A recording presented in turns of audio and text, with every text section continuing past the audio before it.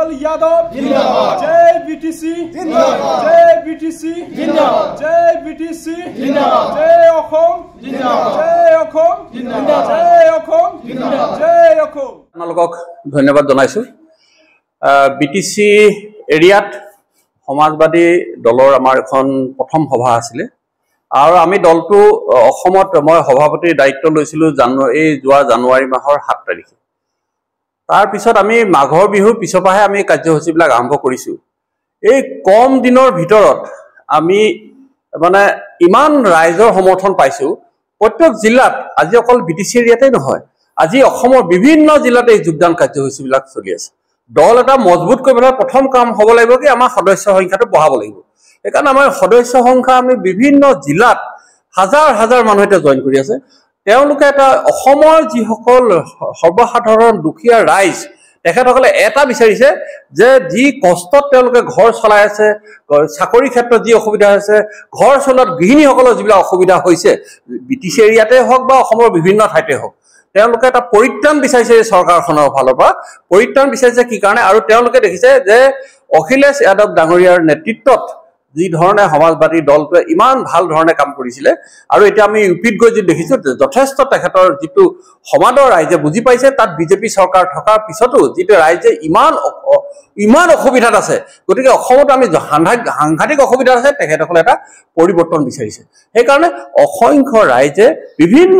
বিভিন্ন দলৰ অলপতে আমাৰ বিজেপি দলৰে হওক কংগ্ৰেছ দলৰে হওক বা আম আদমি পাৰ্টি হওক তৃণমূল কংগ্ৰেছে হওক বিভিন্ন দলৰ কিন্তু বহু বিষয়বোৰ আহি পেলাই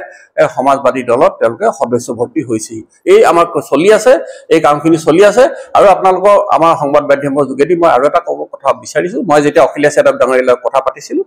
তেখেতে কৈছে যে সংগঠনটো আমাৰ মজবুত কৰক 126টা সমষ্টিত আমাৰ সংগঠন মজবুত কৰিবলৈ কৈছে 35খন জিলাত সংগঠন মজবুত কৰিবলৈ কৈছে গতিকে আমি সেই ধৰণে অসমৰ বিভিন্ন ঠাইত এখেত আমাৰ নেশ্যনেল ইনচাৰ্জ হয় অসমৰ নেশ্যনেল সেক্ৰেটাৰী হয় অসমৰ ইনচাৰ্জ হয় আৰু সিনিয়ৰ স্পোক্স পাৰ্সন হয় গতিকে এনেকুৱা এজন আমি যোগ্য ব্যক্তিক অসমৰ ইনচাৰ্জ হিচাপে পাইছো গতিকে তেখেতৰ নেতৃত্বটো আমি অসমৰ সুকে কোনে এটো তেখেতৰ সেকেন্ড ভিজিট প্ৰথম ভিজিটটো তেখেতে 8 দিন থাকি গৈছে অসমত এবাৰ 12 দিনৰ কাৰণে তেখেতে আহিছে গতিকে অসমৰ সুকে কোনে আমি গৈ পেলাই এই কাৰ্যসূচীবিলাক কৰিছো বা বিভিন্ন জিলাৰ সভাপতিসকল আমাৰ 35খন জিলাত আমি এপইন্টমেন্ট কৰা হৈ গৈছে ষ্টেট কমিটি গঠন কৰা হৈছে ফ্ৰন্টেল অৰ্গানাইজেশ্যন যিমান আছে সকলোবিলাক আমি সংগঠন কৰা হৈছে খুব আমি 1.5 মাহৰ ভিতৰত আমি যথেষ্ট আগবাঢ়িছো জিলা কমিটি বিলাকো এটা যথেষ্ট জোৰদাৰ তেওঁলোকে কাম কৰি আছে আৰু বিভিন্ন ঠাইত যোগদান কাৰ্যসূচীবিলাক চলি আছে আমাৰ এটা বিশ্বাস আছে যে এই পৰৱৰ্তী যিমান নিৰ্বাচন হ'ব নিৰ্বাচনত আমি অংশগ্ৰহণ কৰাই নহয় আমাৰ খুব ভাল ফল দেখাব পাৰিম কাৰণ